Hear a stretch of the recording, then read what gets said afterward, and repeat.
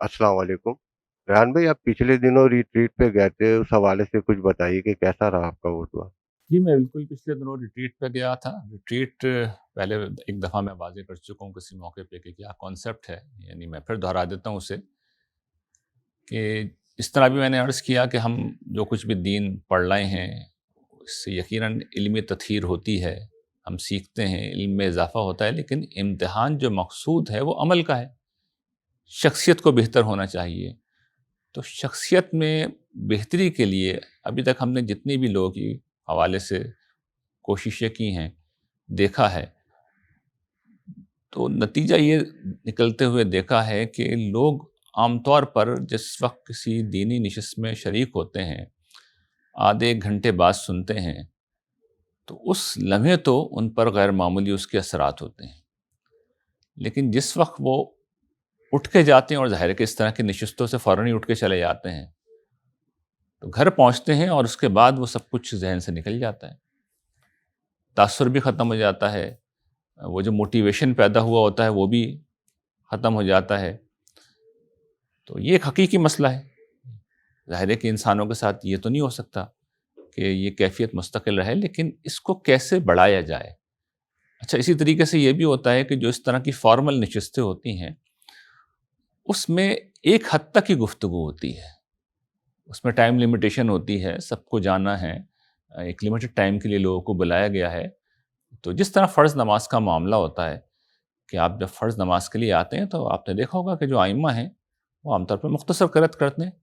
वो सूरह बकरा और सूरह आल इमरान तो नहीं पढ़ते, इसलिए कि लोगों को अपने काम पे वापस जाना होता है। तो इस तरह के दुरूस में यही होता है, लेकिन ये चीज़ दिलों में रासिख़ हो जाए, इसके लिए ज़रूरी है कि लोग अपनी ज़िंदगी के मामूलात को छोड़ें, बल्कि अपने घरों को भी छोड़ें और वहाँ से निकलें, और फिर निकल कर चंद दिनों के लिए सिर्फ़ अपने आप को दीन सीखने के लिए वक़्फ़ करें। तो ये एक बेसिक कॉन्सेप्ट है। वैसे तो असल जहाँ से कॉन्सेप्ट आया वो थोड़ा-सा डिफ़रेंट है। हमने इस कॉन्सेप्ट को लिया और हमने फिर अ, पिछले साल से इसका आगाज़ किया था, और पिछले साल जुलाई में फिर मैं 2024 में हम कागान में गए थे, वहाँ पे हमने किया था। उससे पहले जैसे कि मैंने अर्ज़ किया कि दम्माम में जुबैल के अंदर हिंदुस्तान के कुछ स्कॉलर्स थे, उनके साथ भी अमलन यही कैफ़ियत हो गई थी कि वो बेशफ़्ता 10 दिन में रहा था, और फिर हम यहाँ पर गए, और फिर उसके बाद दिसंबर में पिछले साल ही अ, अमेरिका की एक बड़ी साइकोलॉजिस्ट है हमारी बहुत अज़ीज़ बहन डॉक्टर साइमा, तो उन्होंने अपने फैमिली फ्रेंड्स को इकट्ठे किया, 25-30 लोग। तो हम मक्का में हमने रिट्रीट की थी, क्लॉक टावर के अंदर हम रहे, वहाँ पे हरम भी बिल्कुल मुत्तसिल था और वहाँ पर जगह भी थी प्रॉपर। तो वहाँ पर वो हफ़्ते भर वो पूरा सिलसिला रहा। तो इस दफ़ा फिर उसको दोहराया, और उसका आगाज़ वंस अगेन जुबैल से ही हुआ। 3 दिन मैं जुबैल में रहा, और फिर उसके बाद 8 दिन इस दफ़ा मदीना में हुई, और फिर उसके बाद वापसी में जो हमारे दुबई के अहबाब हैं, तो फिर दुबई में भी एक रिट्रीट हुई। तो मदीना में जो हमारा रहा वो चूँकि तवील था, उसमें तकरीबन 8 दिन मैं वहाँ रहा, और 6 दिन फ़ॉर्मली थी, लेकिन 1 दिन मैं चूँकि आगे-पीछे वहीं रहा, तो इतना लोगों में जज़्बा था, और उससे पहले भी इसी तरीके से था।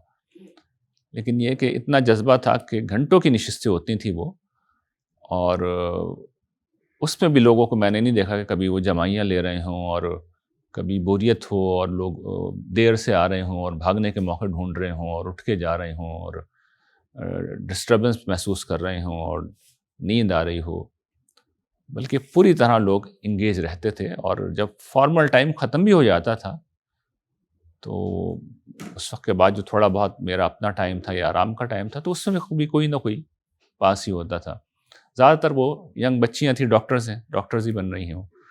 और मुझे खुशी उसकी है कि जब यंगस्टर आके किसी चीज़ में एंगेज होते हैं, नौजवान बच्चे-बच्चियाँ, तो फिर बड़ी होप होती है कि ये एक अगली नस्ल है। अगर इस वक़्त बिल्कुल इनके अंदर ये बात बैठ गई, जबकि ये यंग हैं, अपनी अमली ज़िंदगी में भी इन्होंने कदम नहीं रखा, तो फिर इंशाअल्लाह ये भी, इनकी औलादें भी, इनके ख़ानदान भी, और ख़ास तौर पे जिस वक़्त बच्चियाँ हों, तो उन्हें तो चूँकि औलाद की तरबियत भी करनी होती है, तो कहीं ज़्यादा वो इफ़ेक्टिव साबित होंगे समाज की बेहतरी के लिए, खैर के लिए। वो सीखेंगे भी और आगे भी पहुँचाएँगी। तो गैर मामूली उनके फिर اس دفعہ پچھلی دفعہ بھی ان لوگوں نے فیڈ بیک دیے تھے، وہ ہم نہیں پبلک کر سکے، اور اس دفعہ لیکن وہ انشاءاللہ اس سوال کے جواب میں ہم ساتھ ہی ہم وہ بھی سن لیں گے۔ ان فیڈ بیک سے آپ کو اندازہ ہو جائے گا، ان بچیوں کو جواب دیکھیں گے، ان بچوں کو جواب دیکھیں گے کہ ینگسٹر ہیں اور اعلیٰ ترین امریکہ کے تعلیمی اداروں میں وہ تعلیم حاصل کر رہے ہیں، پاکستان کے تعلیمی اداروں میں، اور اس کے باوجود کیسا دینی جذبہ ہے اور ایمان و اخلاق کی دعوت کو کس طرح انہوں نے ابزارو کیا۔ پھر اس کے بعد ہم نے دبئی میں سلسلہ کیا۔ وہاں یہ ہوا تھا کہ وہاں پر ایک فارم ہاؤس لے لیا تھا، اور سچی بات یہ کہ میں تو بالکل حیران رہ گیا، وہ اتنا خوبصورت فارم ہاؤس تھا اور اتنا اس کا عمدہ ماحول تھا کہ گویا کہ فطرت کے نخلستان میں ہم موجود تھے، اور وہ تھا اس ریکریشن پرپس کے لیے ہوتا ہے، تو وہاں ساری سہولتیں بھی تھیں، پلے گراؤنڈ بھی تھا، سوئمنگ پول بھی تھا، فیملیز تھیں پوری، چھوٹے بچے بھی تھے، تو خیر اس پہلو سے بھی بچوں نے انجوائے کیا۔ لیکن یہ وہاں پہ بھی لرننگ بہت ہوئی، اور وہاں ٹائم چونکہ کم تھا اس لیے وہاں پھر زیادہ نشستیں ہوئیں، وہاں بلکہ آخری نشست شاید 1 بجے رات میں ختم ہوئی تھی، اور پھر دوبارہ صبح شروع ہو گئی تھی۔ تو وہاں کم ٹائم کے باوجود بھی ہم نے پہلی دفعہ کوشش کی تھی، اور بہت اچھا وہاں پہ ہمیں رسپانس ملا، اور لوگوں نے اس میں بہت سیکھا۔ انہوں نے بھی پھر اپنے فیڈ بیک دیے، وہ بھی آپ اس گفتگو کے آخر میں سن لیں گے۔ لیکن میرا تجربہ ابھی تک کا یہی بتاتا ہے کہ اگر شخصیت سازی مطلوب ہے، اگر اپنے ساتھ اپنی فیملیز کو بھی اس راستے پہ لانا ہے اور اس پہ لگائے رکھنا ہے، تو پھر ریٹریٹ بڑا مؤثر ذریعہ ہے۔ اس میں کچھ دن آدمی کو گھر تو چھوڑنا پڑتا ہے، نکلنا پڑتا ہے، لیکن یہ ایک زبردست چیز ہے۔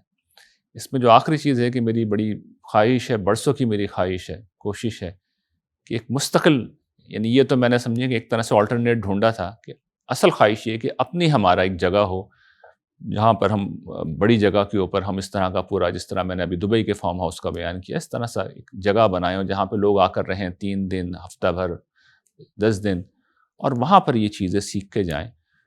تو اس کے لیے اللہ تعالیٰ سے بس دعا ہے کہ وہ ہمیں وسائل مہیا کر دے۔ ڈاکیومنٹری اب آخری مرحلے پہ ہے، یہ انشاءاللہ رمضان میں ریلیز ہو جائے گی، ذمہ داری سے میں فارغ ہو جاؤں گا۔ پھر اگلا ٹارگٹ یہی ہے کہ اس تربیت گاہ کو اور انذار کا جو اور چیزیں ہیں اس کو اب اس دعوت کو لے کے آگے چلیں، کیونکہ یہ وہ کام ہے جو کرنے کا ہے۔ اس کام کے لیے میں تو بہت عزم کیا ہے، پہلے بھی سب کچھ زندگی لگا رکھی ہے، اور یہ بات میں عام طور پہ لوگ نہیں جانتے اس بات کو، لیکن میری کتابوں کی جتنی آمدنی ہے وہ بھی میں نے اسی کام کے لیے وقف کر رکھی ہے۔